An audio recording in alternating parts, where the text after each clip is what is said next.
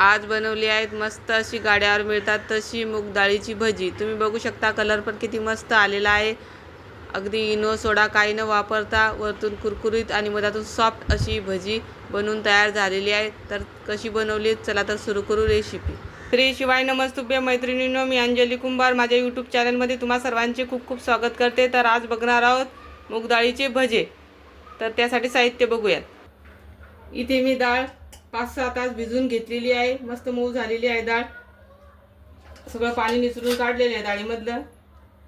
एक कांदा घेतलेला आहे कट करून, थोडीशी कोथिंबीर, गरजे इतक्या हिरव्या मिरच्या, लसणाच्या 5-6 पाकळ्या, ओवा आणि त्याच्यामध्ये घालण्यासाठी कांद्याची पात घेतलेली आहे।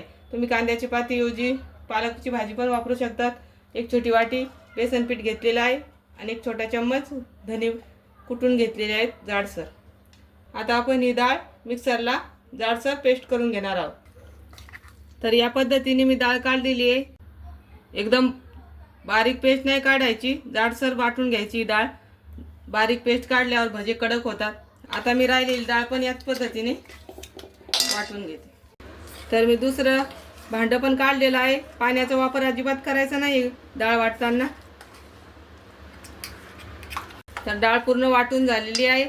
आता याच भांड्यामध्ये आपण गरजे इतकी हिरवी मिरची, त्याच्यामध्ये लसण, अर्धा चमच जिरे, चवीपुरतं मीठ घालून हे वाटण मिक्सरला फिरवून घेऊ। तर मी इथे हिरवी मिरची पण वाटून घेतली आहे।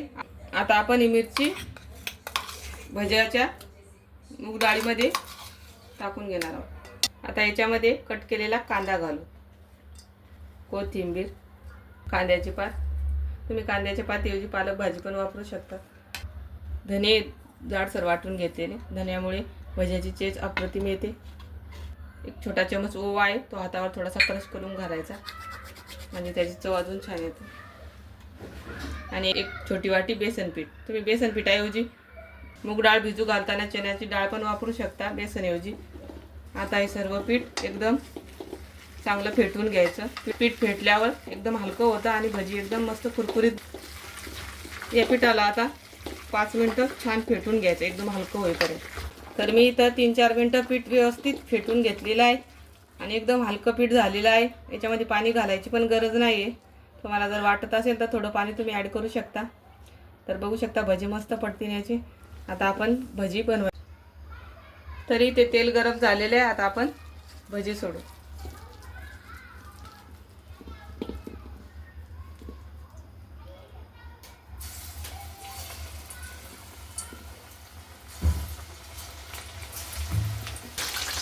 या पद्धतीने पलटी करून घ्या।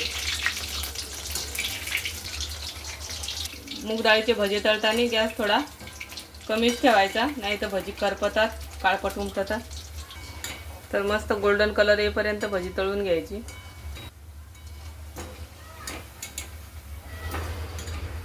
या पद्धतीने सर्व भजी काढून घ्यायची। या पद्धतीने सर्व तेल निचरून काढायचं भज्यामधलं। तर आता आपण अशी सर्व भजी काढून घेऊ। आता गॅसची फ्लेम कमी करायची आणि परत भजे सोडून द्यायचे। भजी टाकून झालीत, आता थोडासा पाण्याचा शिरकाव मारायचा। या पद्धतीने पलटी करून घ्यायची। सर्व भजी मस्त गोल्डन कलर येईपर्यंत तळून घ्यायची।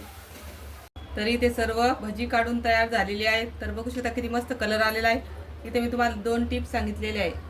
पहिली टिप म्हणजे मुगाची डाळ एकदम बारीक पेस्ट करायची नाही, थोडीशी जाडसर ठेवायची, म्हणजे मस्त कुरकुरीत होतात भजे आणि मधातून एकदम सॉफ्ट होतात। आणि दुसरी टिप म्हणजे हळद वापरायची नाही, हळद टाकली की भज्यांना काळा कलर येतो। तर कशी वाटली रेसिपी? अशाच नवीन नवीन रेसिपी बघण्यासाठी चॅनलला लाईक, शेअर, सबस्क्राईब करा। धन्यवाद।